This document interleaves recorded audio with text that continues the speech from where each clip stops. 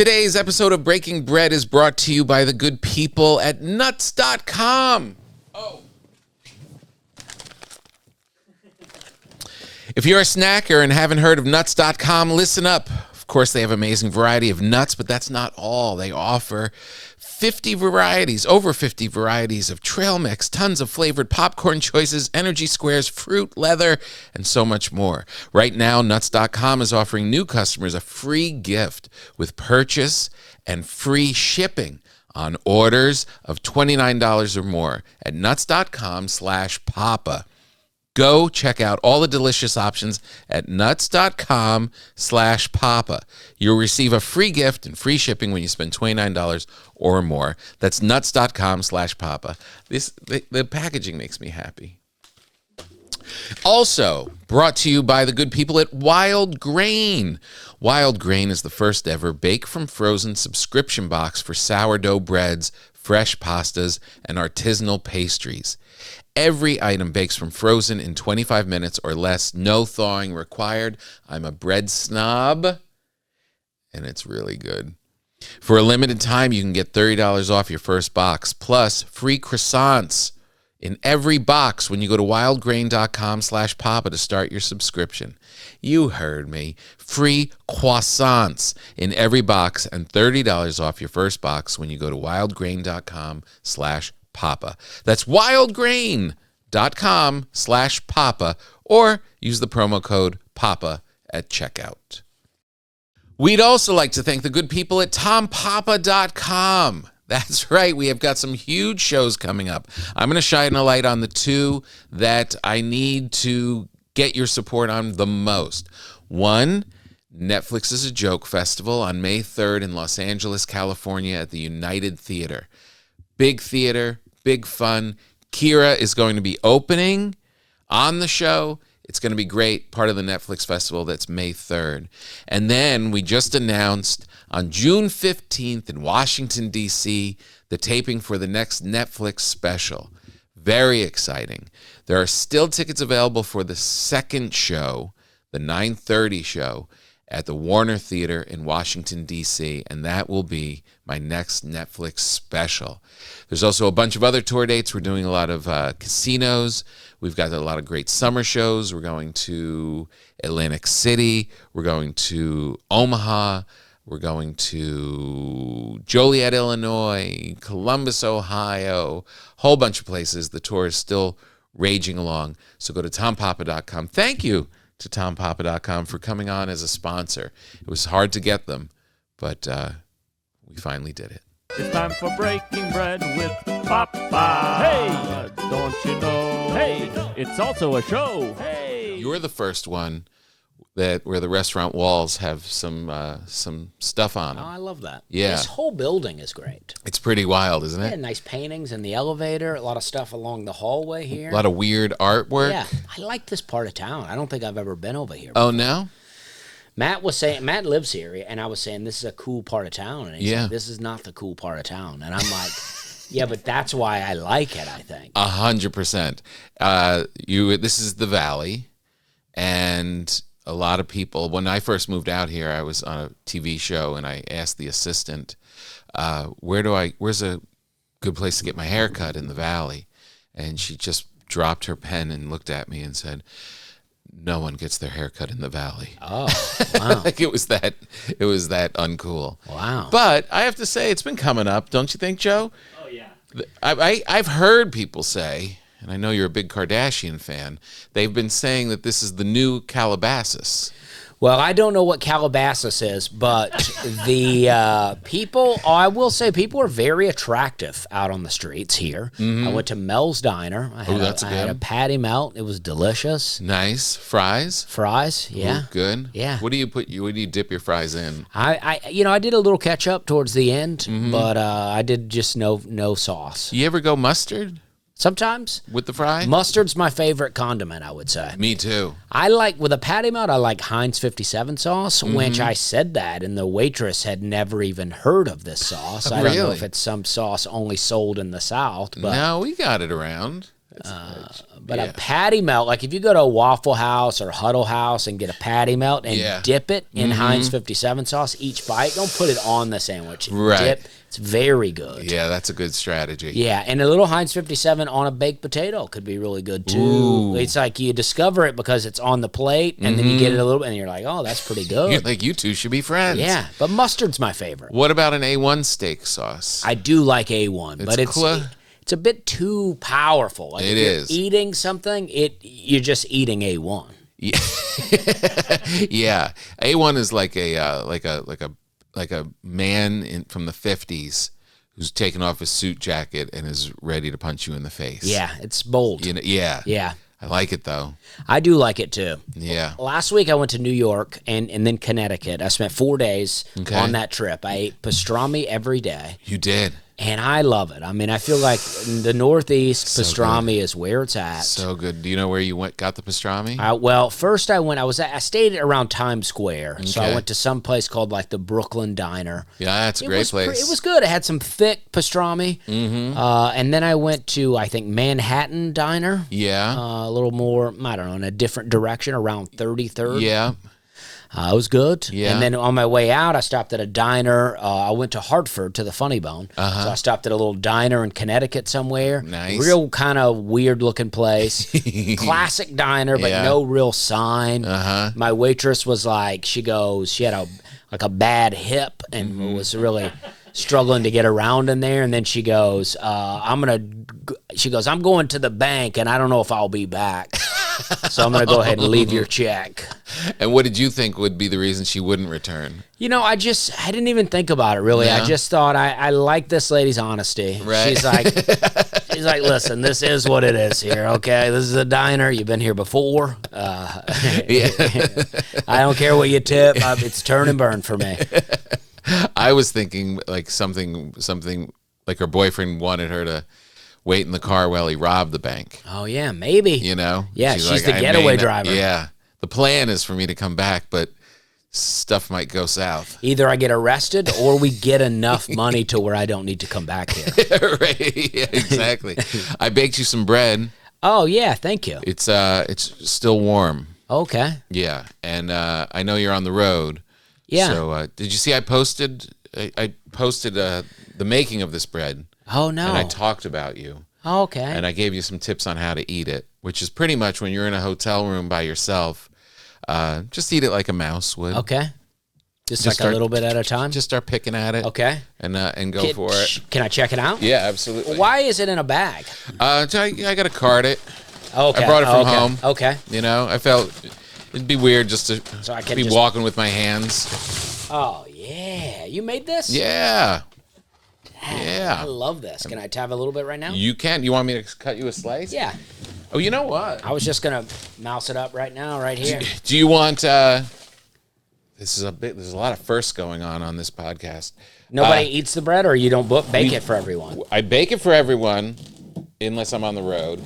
But we haven't... this is so good. Oh, yeah. We haven't... I'll just eat this. Okay. Yeah, I'm okay with this. All right. Do you want butter on it? Yeah, I'll take some butter. All right. Joey, can I have the butter and the knife, please? I went to a restaurant in New Orleans. Yeah. And I ordered bread for the table, and they brought it out in a bag. Yeah. And I was like, I asked why, and they seemed so confused. So that's why I thought there was something that you knew about bread in a bag. A bag definitely is a good way to store it. It's going to stay fresh in a bag. You don't want to go into a plastic bag, like a Ziploc situation, because there's too much moisture. It'll keep it soft, but not as good. That's what they do at the Whole Foods. When you order some bread from there, they put it in a plastic bag. Yeah, the Whole Foods people, they're very arrogant, you know? They are. They really think they know what they're doing, but they don't. I love bread. Joey, can we have a little napkin for Dusty? He's a gentleman. Yeah, bread is really where it's at. Oh, man, that's great bread. Is it good? It's so good. Awesome. I appreciate that. You're welcome. That's so funny. In my little video, I said, I'm making this for my pal Dusty. I hope he appreciates it. And I do. And you do. It worked out perfectly. Wow, that's great bread. So how you feel in life after your special? Is it Are you a star now? Well, yeah, I think so. Yeah, I mean, felt like it. It feels very good. Yeah. Like I'm selling out shows. Nice. Not all of them. Yeah, but people know you more. Yeah, people are coming to show. I was just, like I say, I was in Hartford. I've not been there in 9 years. Right. I opened for John Heffron there 9 years ago. Oh, wow. And now I'm back, first time, and I'm walking around the mall trying to find the club. I don't even know where it's at in the mall. And I ran into 3 people that knew me, didn't know where the club was, didn't know I was in town. That's great. But recognized me. That's cool. They still weren't coming to the show. But it's nice to be recognized. I don't need everyone to come. Yeah. Yeah, it's like, you got it on TV. But it is But great. it's such a good special. It really is so funny. It really made me laugh. Yeah, I'm doing some theaters now, and I did a theater in New Orleans. Like I was down there, and I ate the bread, and then after my show, I was sitting outside having a cigar with some friends. Nice. And a shooting happened in front of the theater. Cool. And then people took off. I heard gunshots, and then people started running. Right. And it was cool in a way. Did you, when at the height of the shooting and the melee, were you kicked back just like puffing, or were you like on the edge, like, should we leave? Well, we did say, should we leave? But I was like, this is New Orleans, right? I never felt totally safe here anyway. Right. So is it really any different now? Yeah. And if we were also behind a gate. Now, I don't know if the gate was locked, but there was something to it. It just felt Bulletproof secure. gate? No. They could have shot us for sure. But I just thought it feels like a authentic kind of, it's like we're separate from it. But we're almost seeing a show. Where, excuse me for getting real specific, but I enjoy a cigar, and I was thinking Joey over there, he's also known as Abraham Lincoln. Okay. We're going to Florida, and I was thinking we're going to get in tomorrow. We could have a cigar, but as you know, where you have the cigar, you got to really pick your spot because they're not very popular with people. Yeah. So like, where was this gate situation? Were you right outside of? Off to the side of the theater. Okay. So you go out to like the performer door. Right, stage door. Yeah, and it's like, I'm the headliner of this show. Let's call it the stars door. Yeah, so now I'm like, I feel like I got a little like, well, I'll smoke the cigar here if I want to. Kind of thing. And I don't say those kind of things, but I do have, that is one thing that's happened since I've done Netflix, is now I'm like, well, I'll do the cigar here if I want to. Kind of thing. Yeah. Well, as they're discussing, you're just slowly taking it out, cutting it. But Florida is great. I mean, you can smoke cigars wherever you want in Florida. Yeah, that's what I'm thinking. I'm thinking we're probably in a budget hotel, so there's probably a pool. There's probably people doing things far worse at the pool when we show up. What part of Florida? Jacksonville. Oh, yeah. Yeah. There's lots of worse stuff going on. I'm going there soon. I mean, it's you can smoke cigars wherever. Yeah. I used to do the Comedy Zone there. I'm doing a different spot this time, but I done the Comedy Zone, and they always put you at a hotel there. That's the Comedy Zone is inside the hotel. Right. It's a very nice room. Yeah. But the hotel itself can be a little shady. My hotel room locked itself when I was staying there one time. The thing on the inside, the latch, it locked itself. I got locked out. I closed the door and it swung around. Oh, I've never heard of that. But the people that worked there were able to get it open pretty quick. They knew it. Yeah. They knew how that went down. Yeah. It's not supposed to close when you leave. Yeah, Cat Williams had a special where he did it, he filmed in Jacksonville, and he opened with about 20 minutes of Jacksonville jokes. Yeah, I remember that. I'd never seen anyone do town-specific jokes on a special like that. He's the best. Yeah. He does whatever he wants. I brought up Martin Lawrence last night at the Comedy Store. Oh, that's awesome. Very cool. Yeah, it was nice seeing him. Yeah. Going back up, he's doing a half hour and just like working it out. He's very funny. All right, I love that. Yeah, it was good to see him. Yeah, Martin was, when I was a kid, was like the king. I mean, I had the show, Martin, and then, Bad Boys. And, Yeah, he killed it. Yeah. Yeah, it was really good to see. Black Knight. That was a less popular one, but I really enjoyed it. It shows you how deep your fandom is. Yeah. Big Mama's House, obviously. Yeah. So is your touring schedule pretty much the same? Yeah, I mean, I try to, I got 2 small kids. Yeah. So I try to not be gone all the time. Yeah. Right. So I'm like, I don't go for long stretches. This is like if I come to LA or New York to do things, that makes my stretch a little longer. Yeah. But it's like I go for 2 or 3 days, and then I go home for 3 or 4 days. I try to do Friday, Saturday back home. And back home. Yeah, that's the problem when you do things during the week. Yeah. And then you're like, then I might as well just stay out. Right. And then they get a little long. Yeah, it's like now I'll be going for 4 days, but when you add on the travel day, it's really like 4.5 days. Right. And then I try to get up early to get home. Uh-huh. So I'm like there, but I'm also like zonked out. Yeah. But I don't party, so I'm like, it's not so bad. Like if I were like drinking all weekend and like recovering, that'd be different. Yeah. It's gotten to a point where recovering now means for me, like if I have one drink that night, I'm like my 4 o'clock in the morning is a little different. Oh, You know what I mean? When you're busting out to the airport super, super early. When you are hanging with the kids, what's your go-to? Do you do like a fort with a sheet? Do you play in the yard? Are they do they like to watch you sweep the garage? I know they're little. Well, I've not gotten them to like watching me do things. That's ideal for me because I like to do stuff outside. I like to try to do some gardening, plant some things, throw some seeds out. Yeah. My daughter likes to get in there and help, but she's not, really that helpful. And I get a little particular about it. Where I'm trying to not be the parent that's like, don't do that. But when we're out in the garden, she's like, I'm weeding, and then she's pulling up the vegetables because she's helping. She doesn't know the difference in between the vegetable and the weed. Yeah. You have a good sized garden? I got a pretty good garden, and I got a little land outside of Nashville where I have some fruit trees. Ooh, nice. I just planted them. Yeah. So I got some cages built around to protect from the deer. How big did they start? They're bare root, okay. So I just put them out. I mean, they're head high, right? But they're some of them are smaller. But what fruits? I got apples, pears, plums, peaches, and cherries. Whoa! I don't know if they'll all take, but we'll see what happens. Yeah, I'm really interested in the plum. Yeah, I love plums. Yeah, I love plums too. I never saw a plum tree. Oh, yeah. See, I grew up in Alabama, and Nashville's still the South, but Nashville is like the north of the South. Yeah. It's still a little too cold for a lot of fruits. Right. Alabama, it's like you can grow almost anything you want. Yeah. Yeah, it's amazing. I used to have plum trees. My dad had an orchard when I was a kid that my granddad planted. It was apples, and we had a plum tree, a pear tree, a couple of fig bushes. Ooh, nice. Really great. Fig bushes. Yeah. I didn't know that figs grew in bushes. Yeah, it might be a tree, but it's more bush-like. Yeah.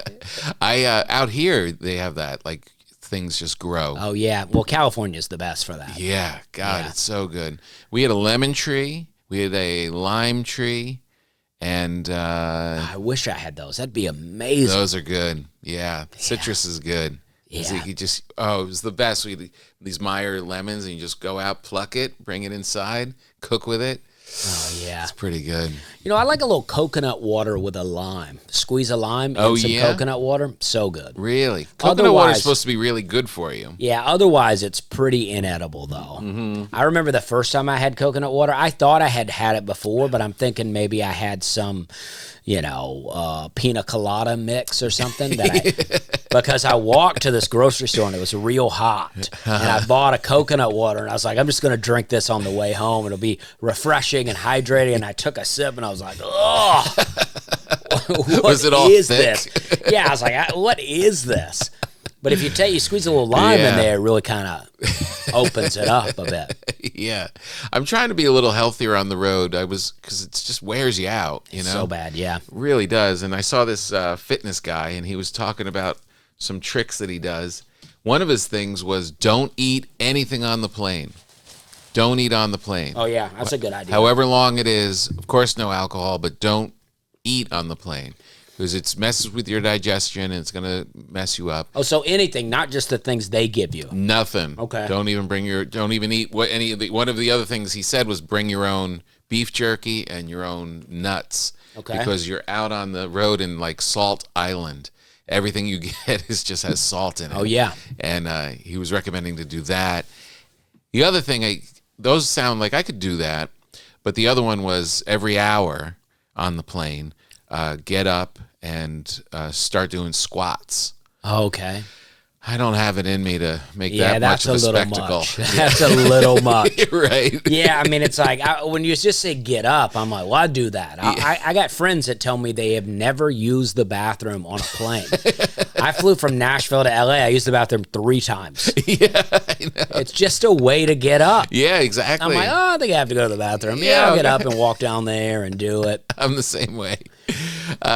Yeah, but I'm not doing squats. I feel like that's going to make other people nervous. Yeah. If some guy, it would make me nervous. Some guy just started exercising. And I also don't do squats anywhere else in life. I don't know why I start doing it on the plane. You know? Yeah, exactly. I'm going to start doing squat thrusts. Yeah. I'll start with that in my hotel and then see where we go from there. The other thing he said was to not eat in hours you wouldn't eat at home, like whatever you left. So you leave Nashville and then you come out here. You can only eat in the hours that you would have eaten back at home. Oh, yeah. For the first couple of days. So your clock isn't getting all screwy. I mean, that's a lot of math. It all makes sense. Yeah. But it's like, it's so hard. Uh-huh. Like it's fairly late for me now. Like in the day. Like it's not late at night, but it's late in the day for Nashville. Yeah. But it's like, I still want to eat. Yeah. I mean, I got a loaf of bread here now. I know, exactly. I'm going to go to my hotel and eat some of this bread. Unless this is some kind of prop that I'm not actually allowed to take. But how is the bread? Would you like to really give it great. Yeah. I would like to keep eating it, but I'm talking to you and stuff, so I feel weird about it. And you took the heel part of it, and that's kind of, that's got a lot of action to it. I can cut you another slice that'll give you the... I order a lot of bread. This is what I do on the road. Okay. I go to Whole Foods. Okay. Or I usually just go to Amazon, and I order from Whole Foods. You go to Amazon, you order from Whole Foods to come to your hotel room? To come to my hotel. It's like $10 to get it delivered. Smart. And, it's like $10 to get it delivered. And then I'll order, some sourdough bread. I'll order some cheese. Right. Some grapes, a few things. It won't be very expensive. You can even get packages of salmon, which I've done, and then say an avocado. Oh, nice. All this stuff is not very expensive when compared to, say, you're on the road and you're like, I'm going to eat out every meal. Exactly. It's like it's not that expensive, so you can get good organic things. Smart. And then I took sourdough, I put a little avocado on there, a little of that salmon, and a little cheese, and you have these. I'm making avocado toast in the room. That's amazing. And I can do that for 2 days. That's great. I'm living luxury in there. That is luxury. For less money than I'd be spending if I went down and got some bar hamburger. Yeah, exactly. When we go on the road, Abraham Lincoln comes with me, and I have to feed him, and he doesn't eat a lot, but it's expensive. Oh, yeah. Every meal, he's like, no, I'm not eating in my room. He yells out, I declare. I want to eat in a fine establishment in Jacksonville. Doing squats. He's doing squats at the table. It's a nightmare. Well, things are going to change this weekend. We got a new plan, and you're on your own. You got to order Amazon by yourself. I don't see you getting the salmon and avocado from Whole Foods, though. No, it's all fast food on my side. Yeah.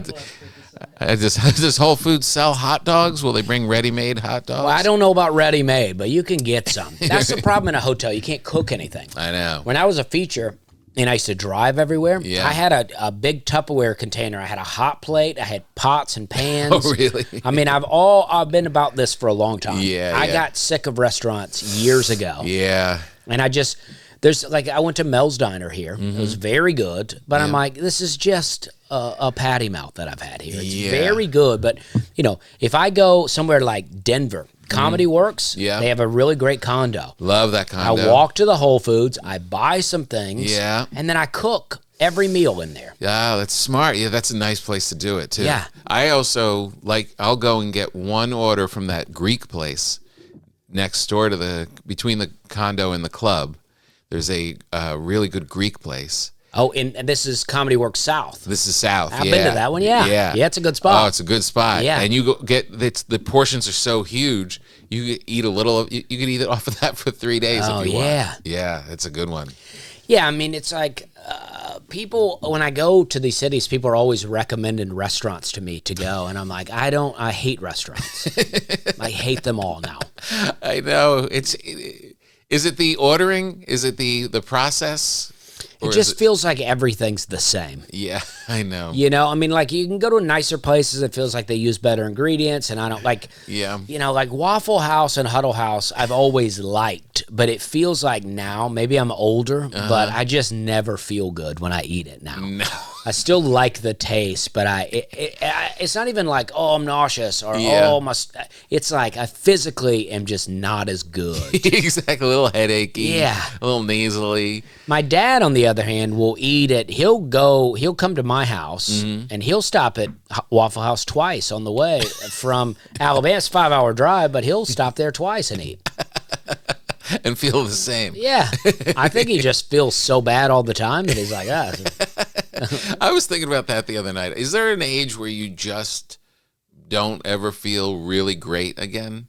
You know what I mean? Like, yeah. Like when you're younger, you're like, I feel good, and then it's noticeable when you don't. Now it's kind of, it seems like a low register of just kind of crummy. I think that just and I don't know what other countries are doing, but I think in America we just feel bad. You can, like you say, talk about the Salt Island. Yeah. I think that's what's happened. Everybody is just eating this stuff all the time to where we feel so bad that you don't even know that you feel bad because you're just like, oh, this is how it is. Me. And then you start like eating healthy and then you go and eat bad again like you used to. And then you're like, I feel it now. Right, exactly. Like when I used to drink every day, I would be hungover, but I was so used to being hungover that this was just kind of who I was. Right. Just a guy with a perpetual headache until I got back to the bar later that night. Yeah.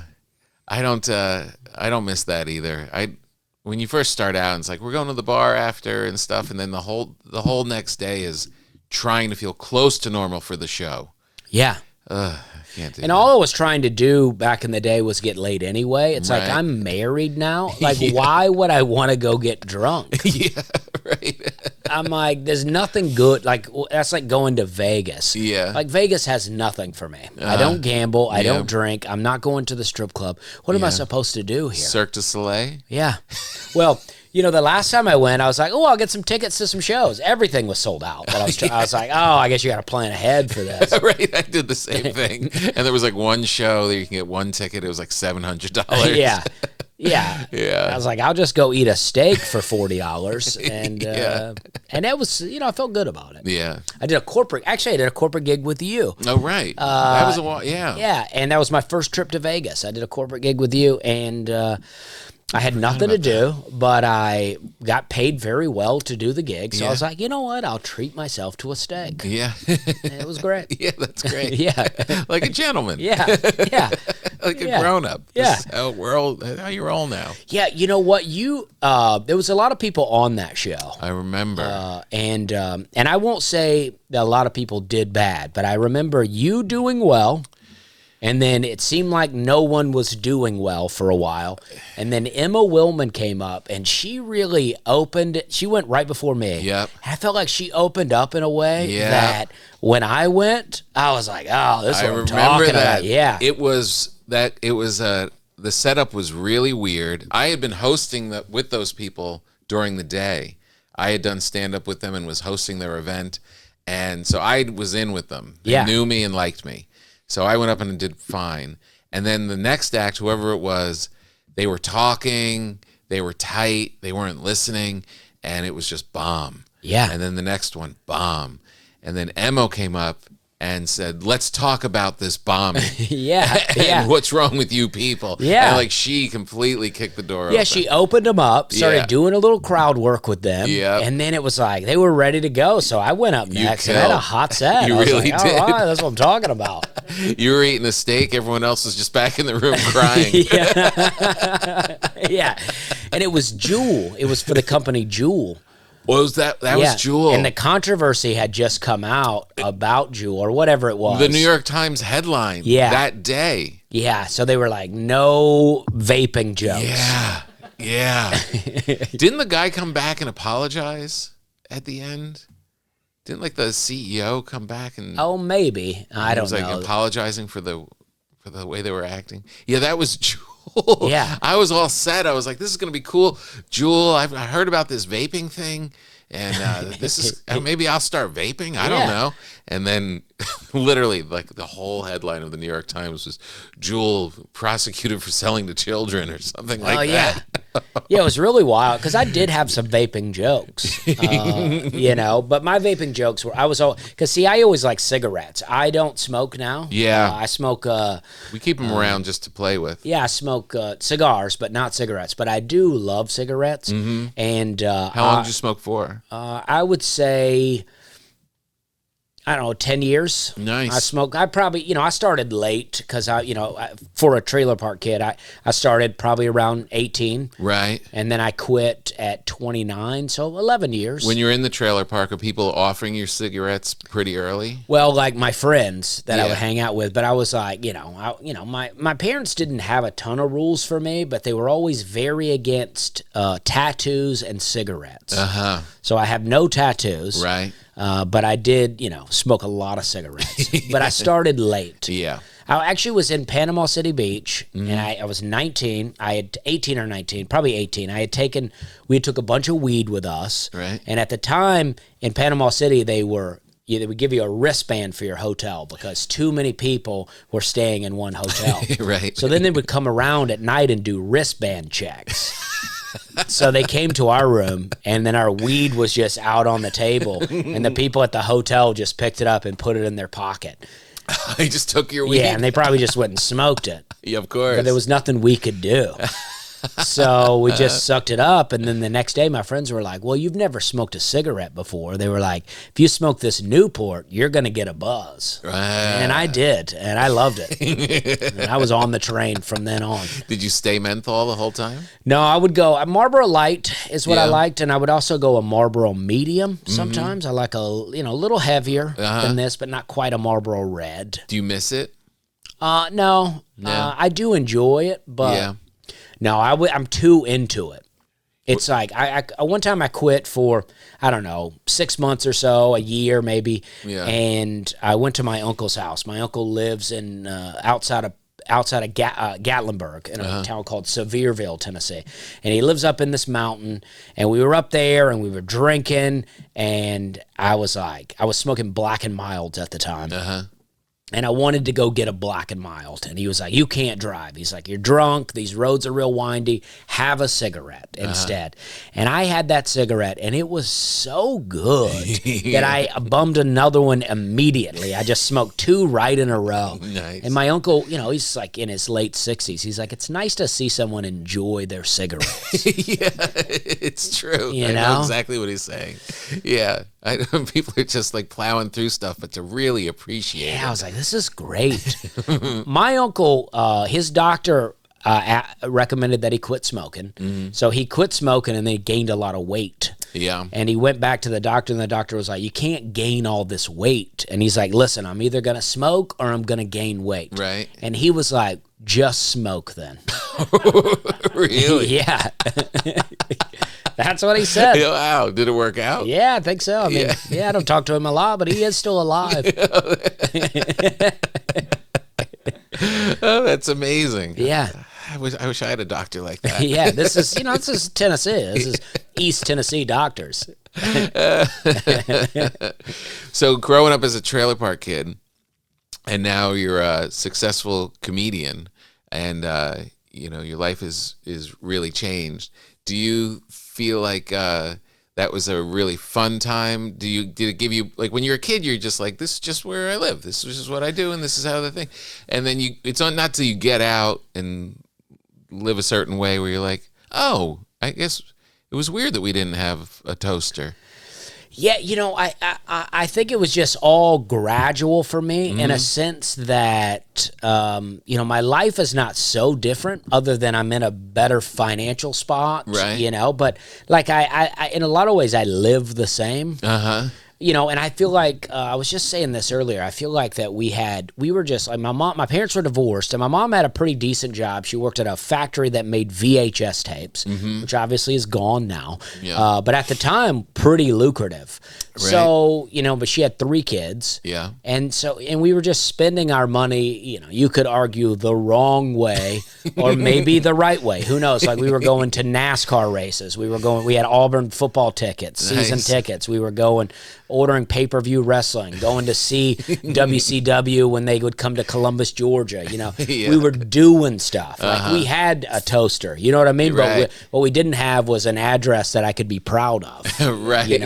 But you had all the fun. Yes. Yeah. And that was the problem for me. How many kids in the family? My mom had 3 kids. She has 2 daughters, my older sisters and me. Okay. And then but my older sisters have a different dad than me. So got it. And then I have a younger sister, but we have a different mom. We have the same dad, different mom. So my younger sister not related to my older sisters. Got it.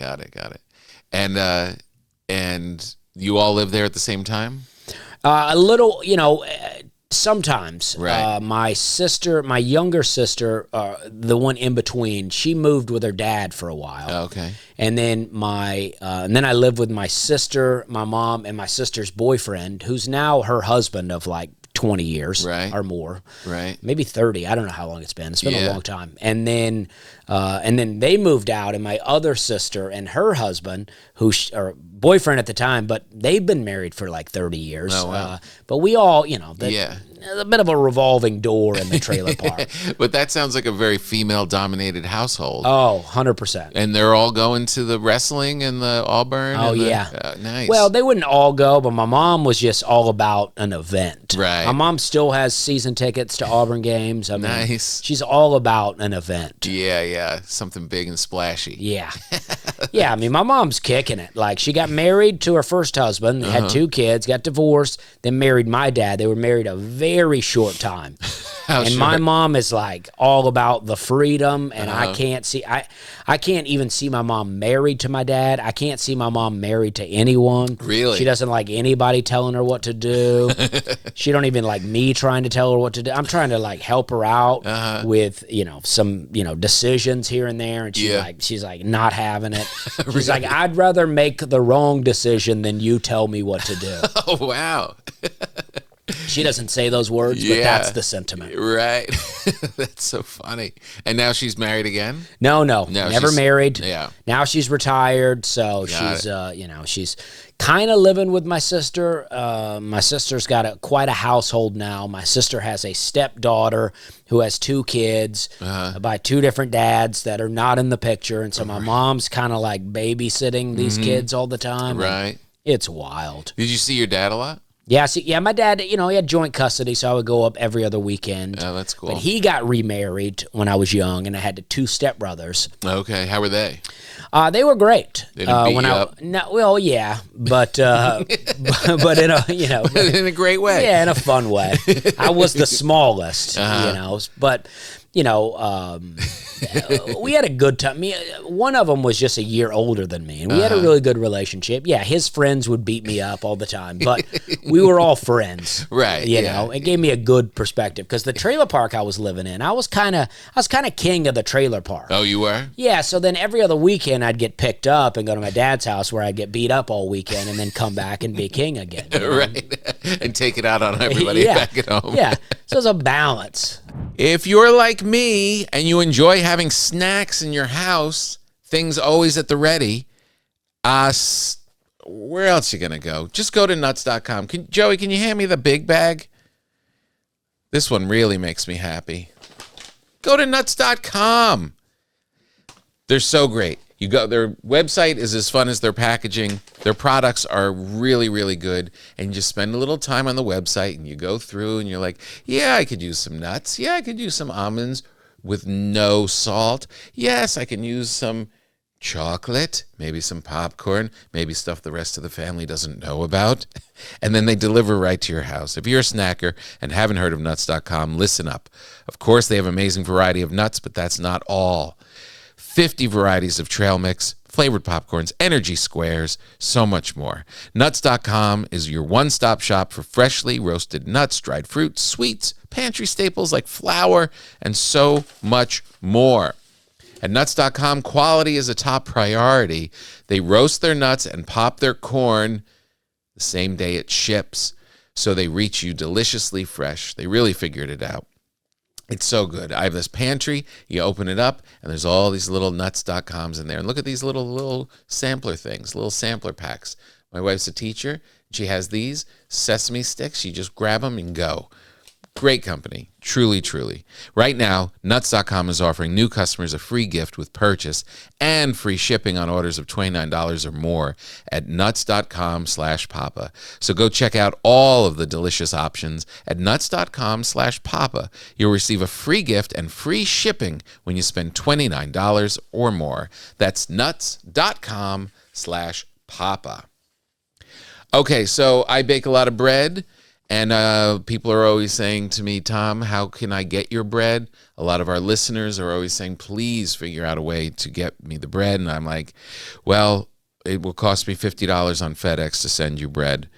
And then along came Wild Grain. And look, I'm a comedian. I'm not really in the business of doing business. Does that make sense?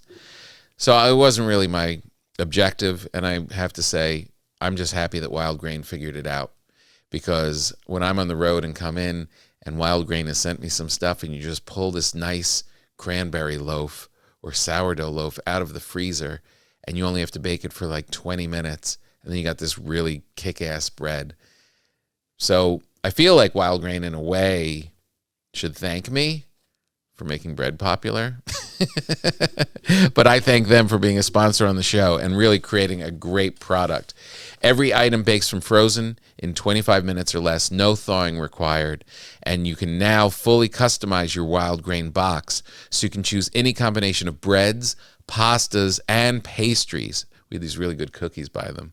You can even build a box of only breads, only pastas, or only pastries if you would like. For a limited time, you can get $30 off the first box, plus free croissants in every box when you go to wildgrain.com/papa to start your subscription. You heard me right. Free croissants in every box and $30 off your first box when you go to wildgrain.com/papa. That's wildgrain.com/papa, or use the promo code PAPA at checkout. When you go to the site, it's going to seem like, wow, they really figured out like warm, cozy, bread-like goodness. And when it shows up on your doorstep, you're going to see that that's exactly what they did. Thank you to wildgrain.com.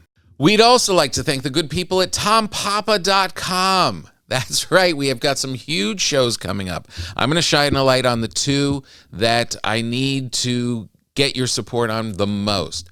One, Netflix is a Joke Festival on May 3rd in Los Angeles, California at the United Theater. Big theater, big fun. Kira is going to be opening on the show. It's going to be great, part of the Netflix festival. That's May 3rd. And then we just announced on June 15th in Washington, D.C., the taping for the next Netflix special. Very exciting.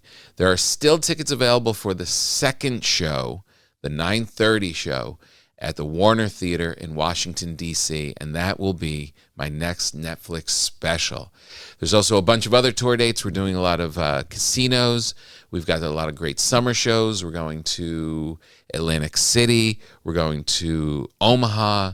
We're going to Joliet, Illinois, Columbus, Ohio, whole bunch of places. The tour is still raging along. So go to tompapa.com. Thank you to tompapa.com for coming on as a sponsor. It was hard to get them, but we finally did it. Could I tell you something about your act and my act? Yeah. I have a joke right now, and I have to change the wording of it because of your act. Oh no! Just I'm because sorry about that. You and it's so funny because it's such a common thing to say, but you obviously have carved out, we're having a good time. Oh no! It's so powerful, and it's such a part of you that I have this joke, and I'm like, I'm not going to go do that because I'm not right, but I'm having a good time, and and go on. And I'm like, every time I say it, I see your face in my thing, so I change it to fun time.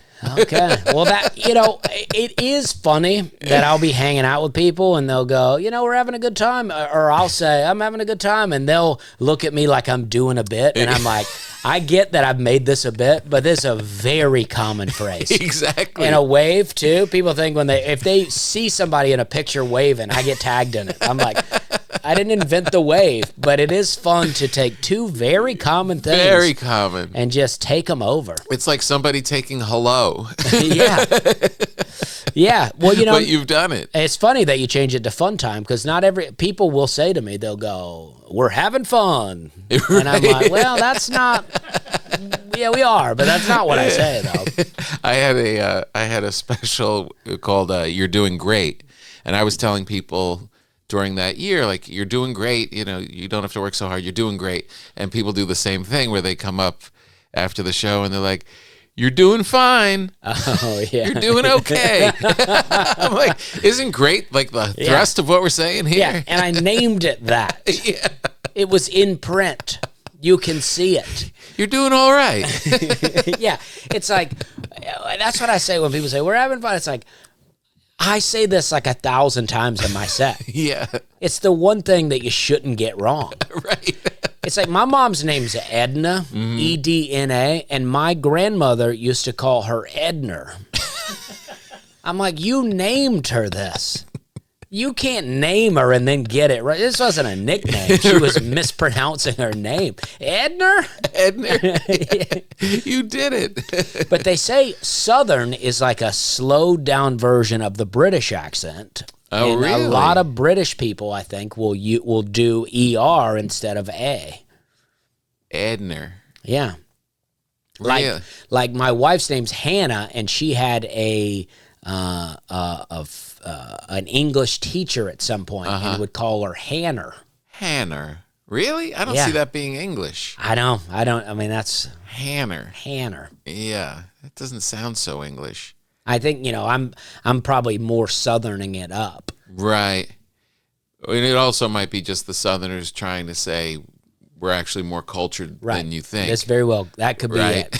Yeah. Actually, we're just British. Okay. We skipped the North and we're actually Brits. But they say like the Cajun accent, like Louisiana, is just a slowed down French accent. Yeah. That one kind of makes sense. I love the way people speak down there. New Orleans. That's just a especially big gumbo. If you get outside of New Orleans too, into like small town Louisiana, it gets pretty wild. It gets pretty wild. Like you're in those situations. You're like, I think we need subtitles in real life right now. Oh yeah, oh yeah.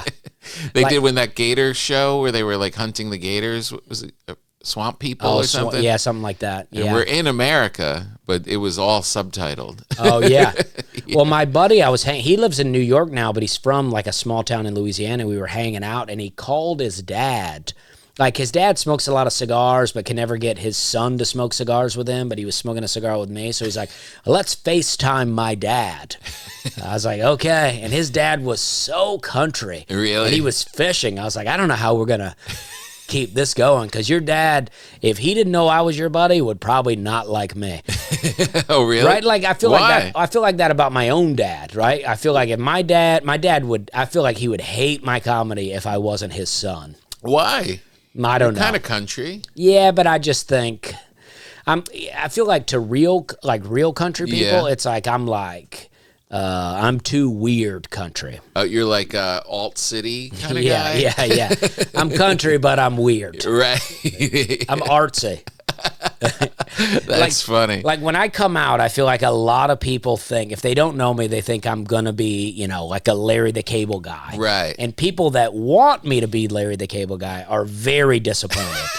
And people that don't want me to be are very excited. Like I so opened funny. for Larry the Cable Guy, and Did you? Me and him hung out, and we had a great time. Yeah. But his audience was not a big fan of me. Really? Yeah, because I was pumped. I was like, "This is gonna be awesome." Yeah, I would I've been think. waiting on this my whole life. Yeah. And then they were not.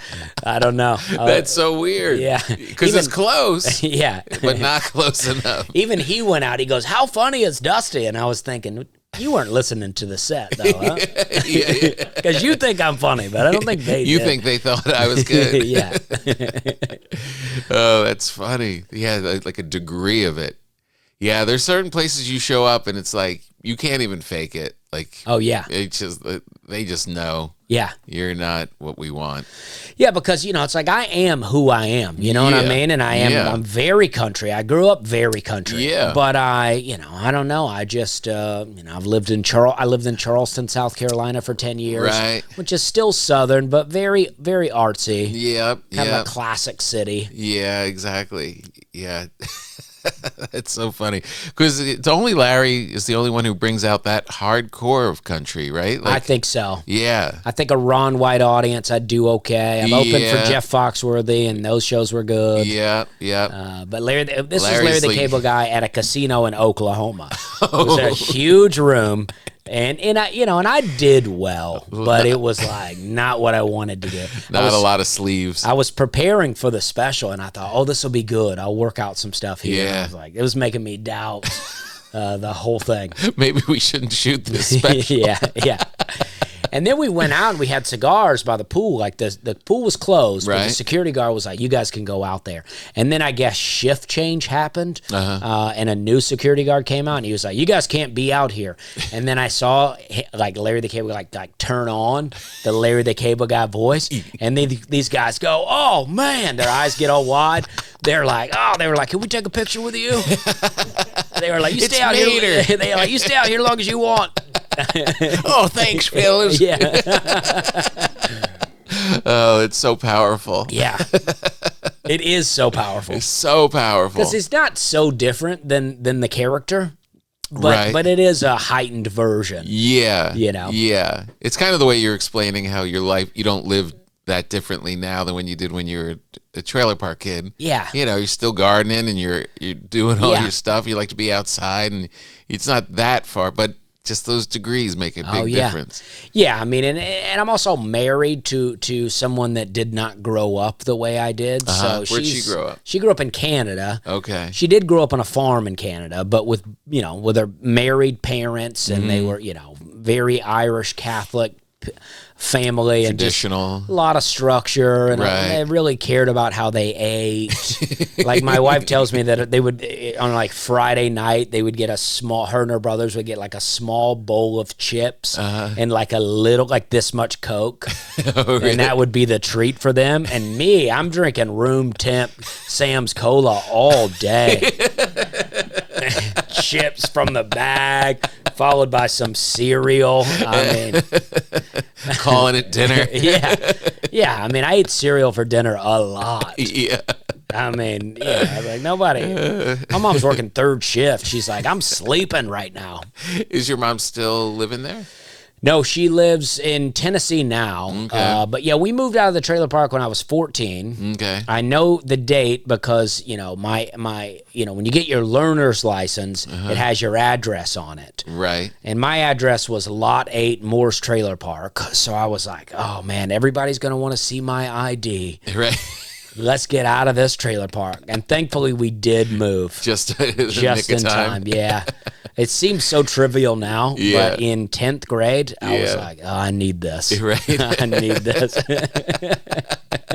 So you are conscious at that time, like we'd like to get out. Yeah, I mean, when I was, elementary school, primary school, that sort of stuff, I didn't think about it at all. I had a bunch of friends over to the trailer, friends that did not grow up in trailers at all. Right. And then, when I got to middle school, I started to become a little self-conscious about it, but Yeah. overall, still fine. Yeah. But high school is when it really started to hit me. I was like, oh, no.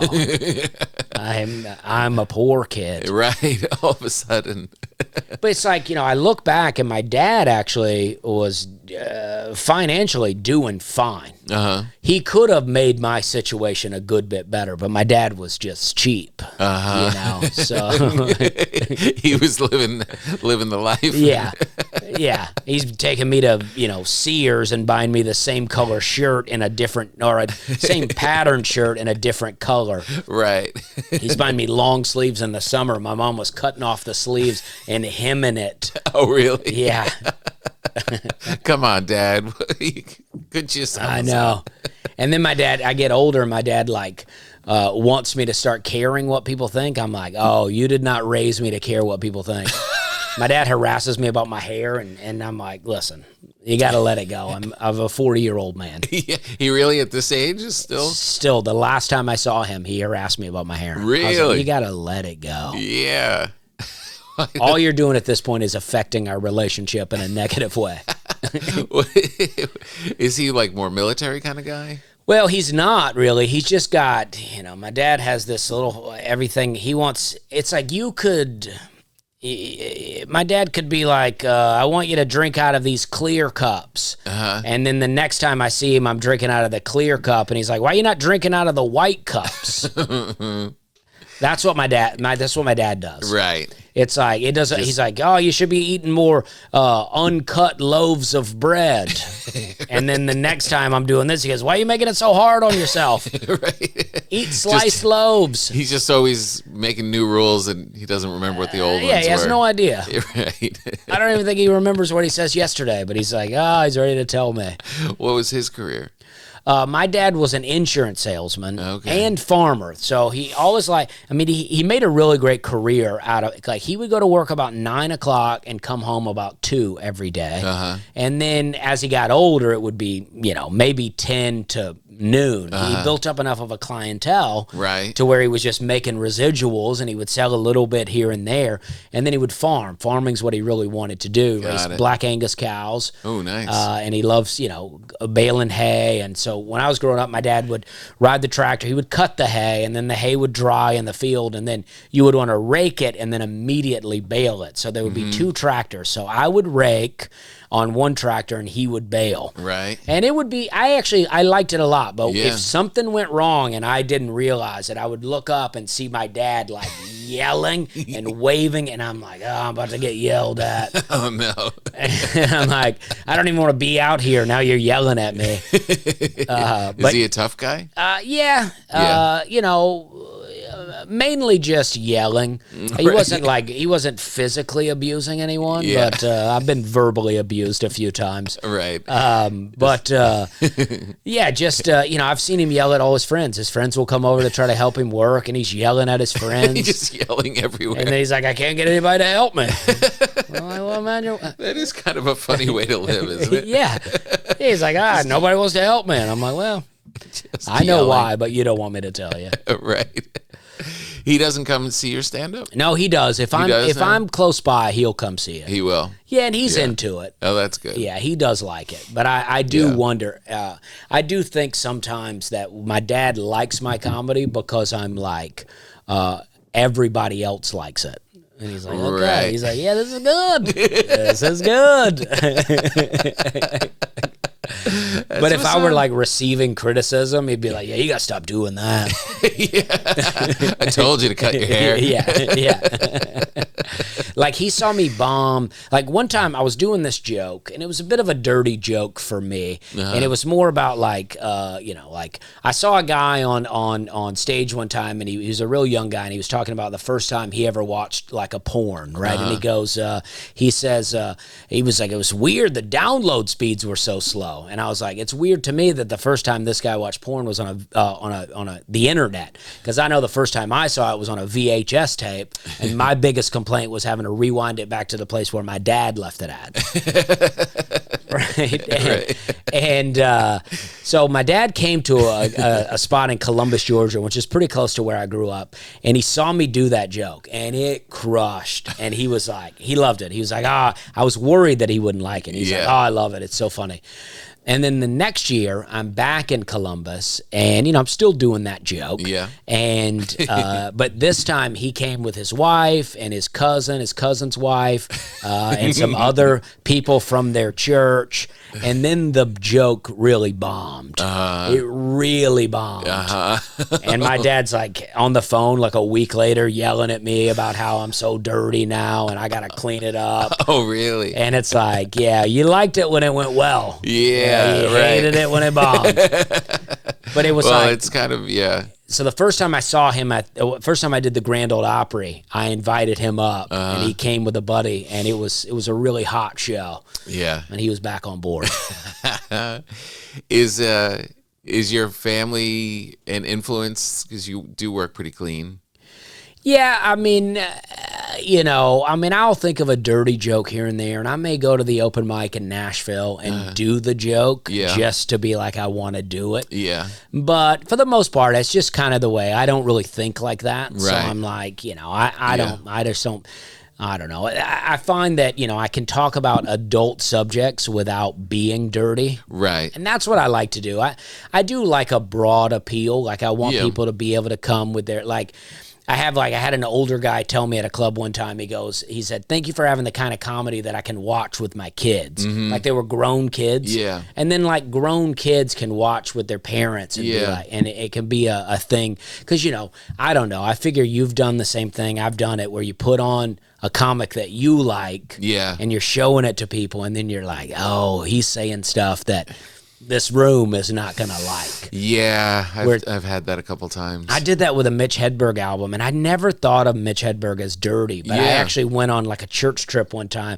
and on the way back, me and another guy were like, yeah, let's listen to some Mitch Hedberg. And he was just dropping a lot of F-bombs, and I was like, this feels inappropriate for the car. Right. And I just I just kind of want to do comedy that's never really the inappropriate car ride comedy. Yeah, I have a lot of times kids will come with their parents and they've heard me on Netflix or NPR or something, and they're the one that kind of like gets the family to come, Yeah. They're like 14, 15, like that age, which is always so great. I love it.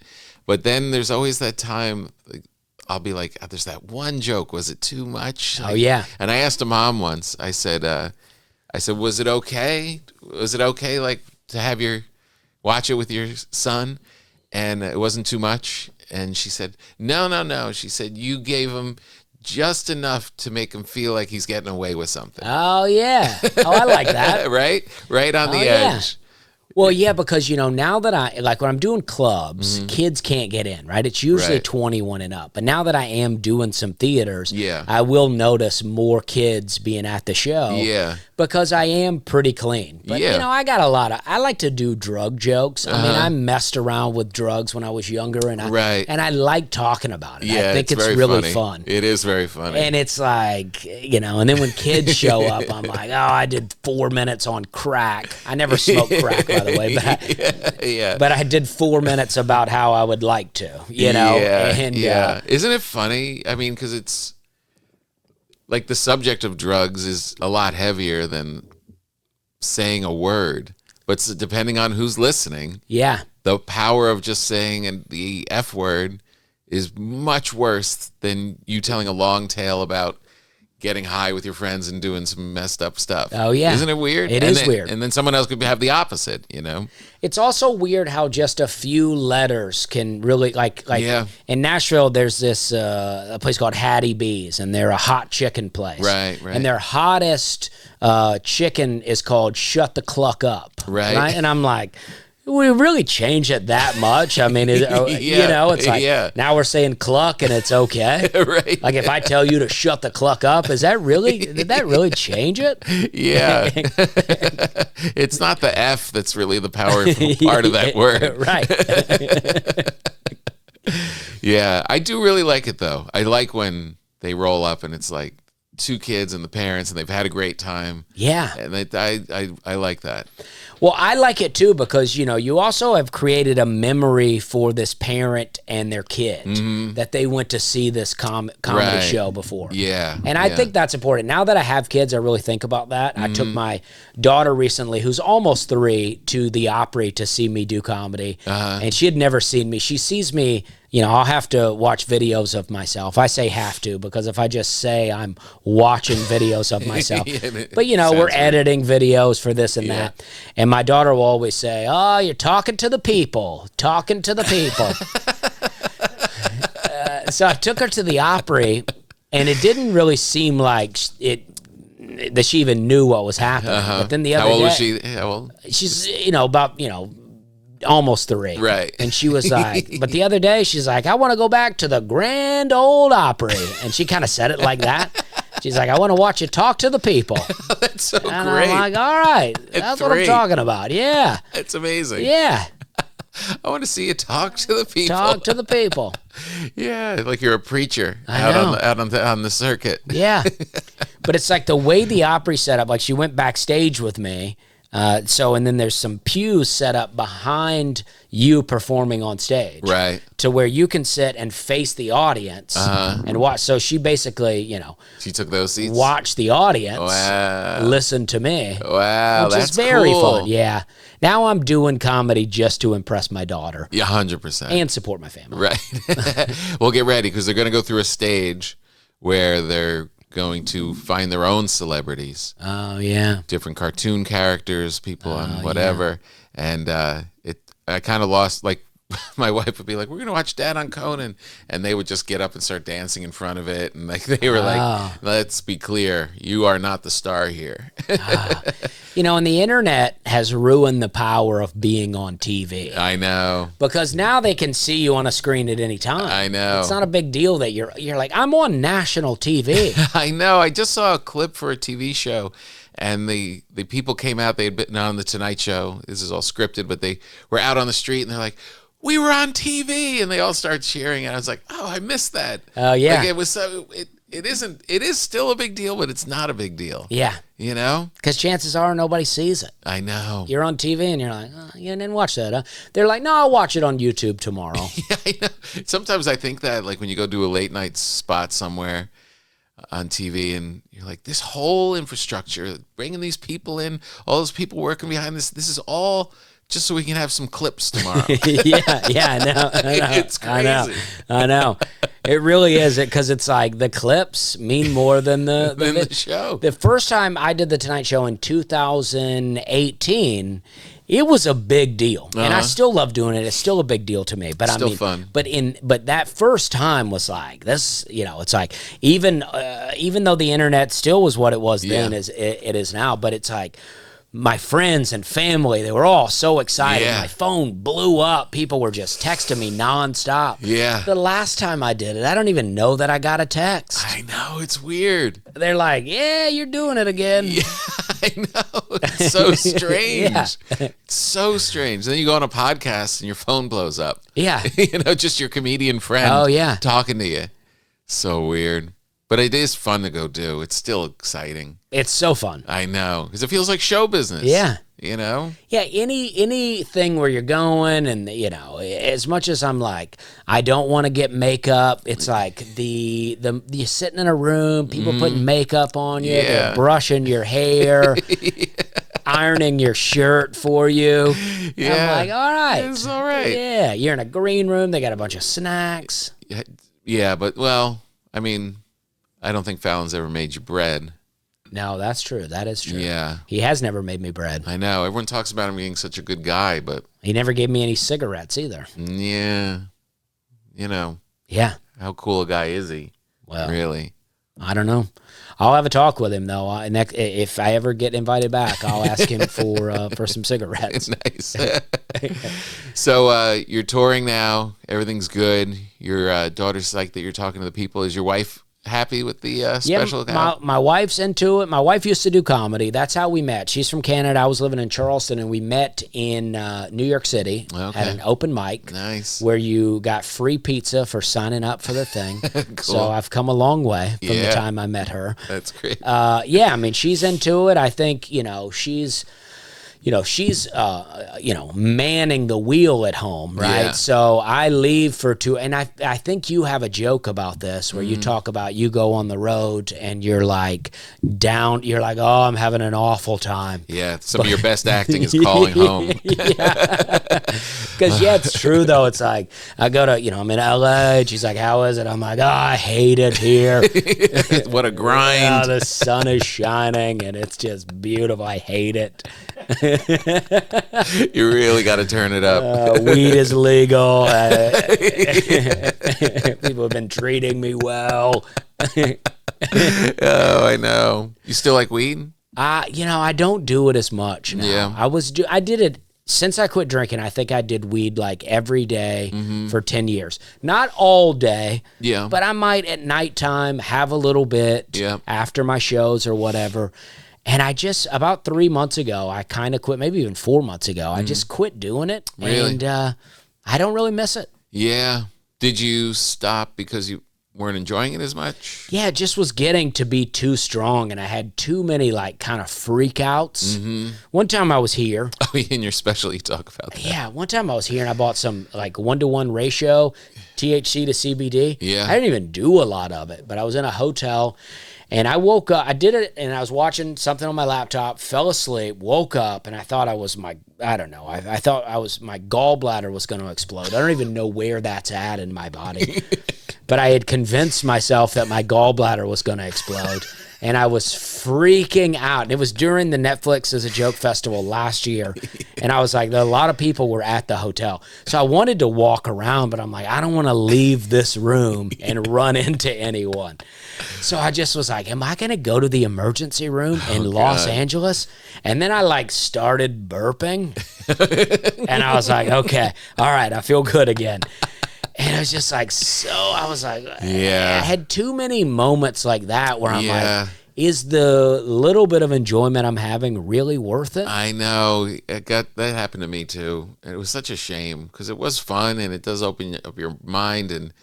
But every time I would smoke it, I was like, as soon as I got high, I would think, I can't wait for this to be over. Yeah. Yeah. It was like, I can't. That's what I say. I'd take a hit, I'd freak out for a while, and then I'd be like, all right, okay. And then I'm like, let's take another hit, I know. If I'm not freaking out, I'm not high. Right, exactly. But then you're out here and you go to these shops and stuff, and you're like, I think I'm just haven't found the right one. Yeah. Like, there probably could dial this in. Yeah. And be pretty happy. It's all too strong. I know. One guy, I was talking to a guy, I was trying to find out the difference in sativa and indica. Yeah. And he was describing one. He goes, yeah, this will make your fingertips feel numb or whatever. And I'm like, okay, well, I don't want that. I don't. You got any non-heart attack weed? Yeah, anything that doesn't have a physical uncomfortable feeling. What about a weed where I just kind of enjoy myself? Do you have one of those? I know. My wife was excited because Jane Fonda was saying that the reason she has so much energy at this age is she gets 9 hours of sleep a night because she takes some kind of weed. I don't know if she smokes it or it's an edible, but every night she does that and she sleeps for 9 hours, and that's why she has all this energy for the day. Wow. So my wife is now on a quest to find out what Jane Fonda's smoking. Oh, yeah. Yeah. Yeah, don't just say that out loud and not share that with people. Yeah, give us instructions of where to go. I don't know. I don't even sleep sometimes now. I mean, I'm like, if I come to LA, I'm on Central Time, right? That's what I live on. So, when I'm home, my daughter will wake up at 7 a.m. So I'm getting up at 7 a.m. And then, I'll travel here, and my whole thing is messed up. I'm waking up at 5 a.m. Yeah. I can't sleep past 5. It's just I don't know what's going on. Yeah. I don't even know if that makes sense, but time zones, it seems like it would be silly, but it really has an impact. Unless you do a lot of squats on a plane. Yeah. Now that may be it. That might be the thing. I flew today. Yeah. And it was a great flight, but I'm like, I just, my grandfather was born in 1900. I never met him. He was died in 1966. But my dad told me that he would plow a field with a horse and hand plow. Oh God! And then he would get up at sunrise, go do that, and then come home and take a bath or whatever, and then go to work at the cotton mill. Oh God! And I'm like, and he had and then here we are. 2 generations later, I'm flying all over the country. Yeah. Like, I'm not built for this. Right. I've advanced too fast. Right. What do you mean, for your genetic lineage? My body is like, let's be on the ground. Let's touch some dirt. What are you doing? Yeah. You're zipping around the country. Yeah. Do you get tired of the travel, or do you still enjoy it? I enjoy doing comedy. Yeah. I do get tired of traveling. Right. Because I don't do anything anymore. People are always recommending things. I don't do any of the stuff. Yeah. You're just calling Whole Foods and making avocado toast. Yeah. For me, show day is all about the show. Right. And I'm like, people go golfing. I know. Like, I never sounds understand. exhausting. It does. I am convinced any activities you do during show day, you're taking away from the show.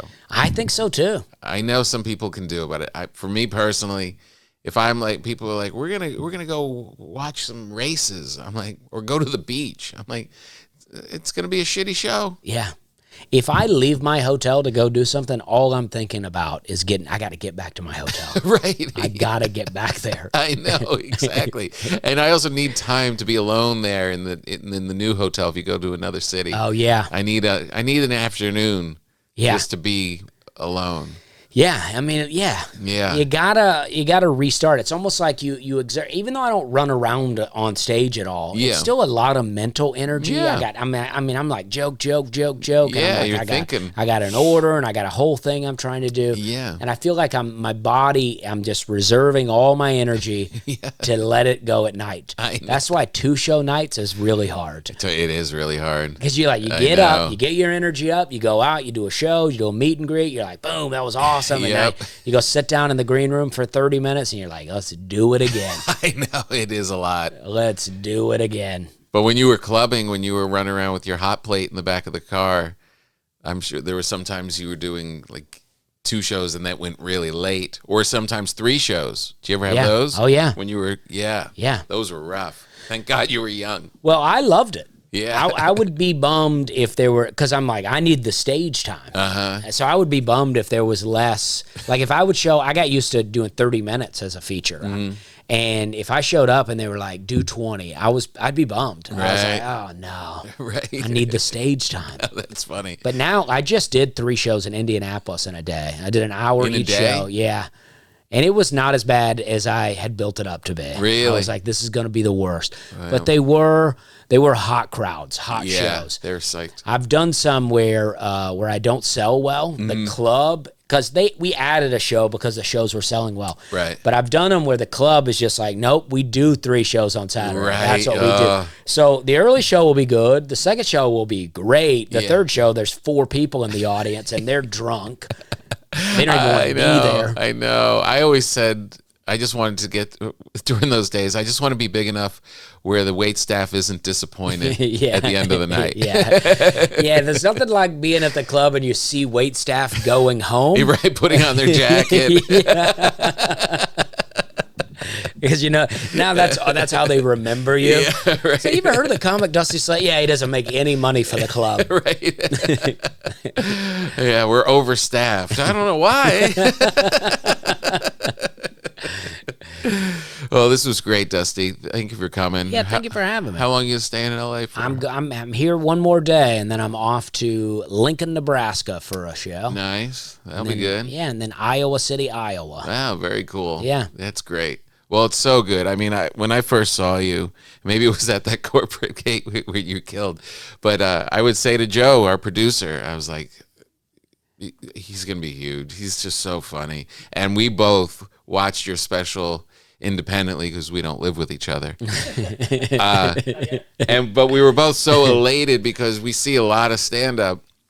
And this was one that just made us giggle. It just made us both laugh. We were both like giddy with just like purely how funny it was. Well, I appreciate that. Yeah, it really was. That is what I want. I mean, I guess in a way you could say that's what everyone wants, but I don't know if that's true. That is what I want. I'm not trying to make any points. I just want people to laugh. Yeah. And I want everybody to be able to laugh. Now, I realize if you're not raised in the South, you may not know what a Western sizzling is, but you get the idea. Right. Yeah, exactly. Well, you did it. Enjoy the rest of your bread. Thank you. Do whatever you